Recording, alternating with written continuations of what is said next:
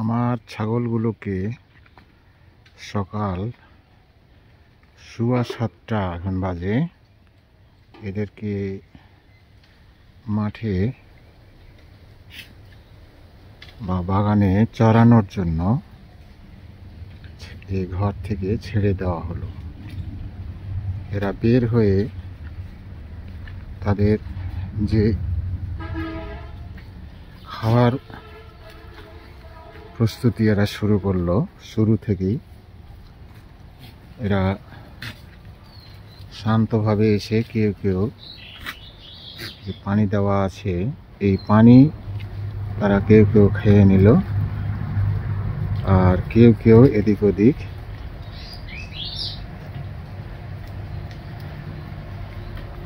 খাবার সন্ধানে বেরিয়ে পড়ল।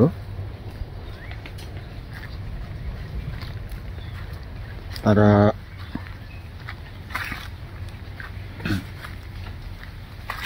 বেরিয়ে আর কোনো কথা নেই, খাওয়ার ধান্দা। খাওয়াটাই তাদের জীবন। খেয়ে দিয়ে মোটা তাজা হতে হবে, এটাই তাদের জীবনের লক্ষ্য।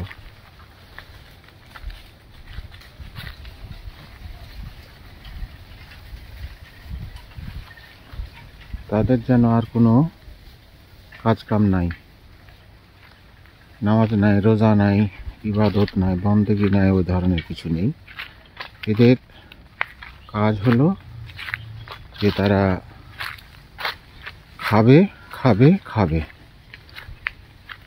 আর মোটা তাজা হবে, আর এই নিয়ামত মোটা তাজা হয়ে তারা মানুষের উপকারে আসবে, এটাই তাদের লক্ষ্য। তারা খাবারের হারাম হালাল বুঝে না, কোনটা কার ফসল না ফসল এটা তারা জানে না। তাদের সোনাদানার প্রতি কোনো লোভ নাই, পোশাক আশাকের প্রতি কোনো লোভ নাই, কিন্তু লোভ হলো একটা জিনিসে, সেই জিনিসটা হলো ওদের পছন্দনীয় খাদ্য। পছন্দনীয় খাদ্য তারা খাবে, ঘুরবে, খেতে পেলে খুব খুশি, আর খেতে না পেলেই তখন নানান টানান করে বেড়াবে।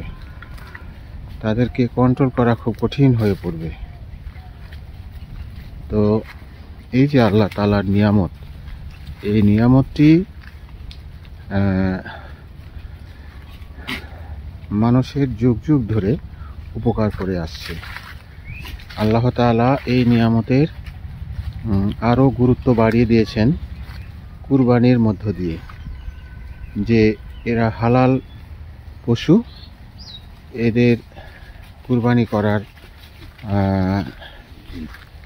জন্য আল্লাহ তাআলা এদেরকে ওয়াজিব করে দিয়েছেন যে এরা কুরবানি হবে। আর বছরে একটি বার, চন্দ্র মাসের বছরে একবার তাদেরকে কুরবানি দিতে হবে। এই কুরবানির চাহিদার কারণেও যারা সচ্ছল তাদের জন্য কিন্তু এই কুরবানি বাধ্যতামূলক হওয়ার কারণে এই পশুটির চাহিদা অনেক বেশি। গরুরও চাহিদা আছে, তারপরেও ছাগলের চাহিদাও কিন্তু অপরিসীম। এরা এখন যাচ্ছে ধীরে ধীরে, সাবধান হয়ে গেল, সামনের দিকে তাকিয়ে দেখছে যে কোন দিকে যাব, কি করব। তারা প্রস্তুতি নিচ্ছে।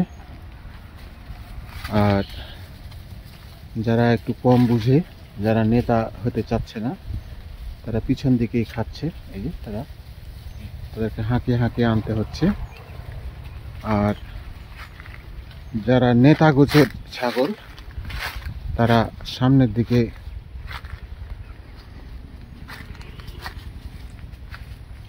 দিকে তারা থমকে দাঁড়িয়ে গেল।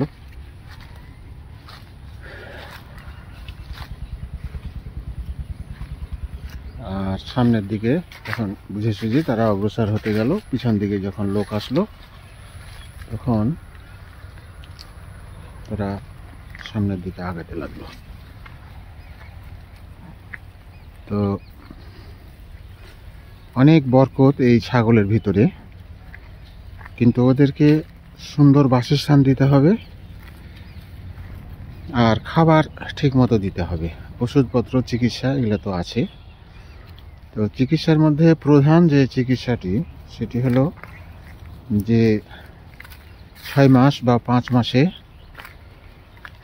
অন্তর অন্তর একবার পিপিআর ভ্যাকসিন, আর সম পরিমাণ সময়ে অর্থাৎ 5 মাস 6 মাসের ভিতরে একবার কৃমির ট্যাবলেট এদেরকে খাওয়ানো খুব জরুরি। আর তার চেয়েও জরুরি হচ্ছে যে তারা যে জায়গাটাতে অবস্থান করবে সেটা যেন শুকনা থাকে, যেন পরিষ্কার পরিচ্ছন্ন থাকে, দুর্গন্ধময় না থাকে। এ ব্যাপারে খুবই সতর্ক থাকা প্রয়োজন। কারণ গবেষণায় দেখা গেছে যে ছাগলের বাসস্থানে প্রস্রাব আর তার যে পায়খানা বা লাদি, এই লাদি আর প্রস্রাব একত্রিত হয়ে যদি সেটা খুব দুর্গন্ধময় থাকে এবং স্যাঁতস্যাঁতে জায়গায় থাকে, তাহলে তাদেরকে তাদের ওখানে যে পিপিআর এর জীবাণু এটা কিন্তু উৎপন্ন হয়।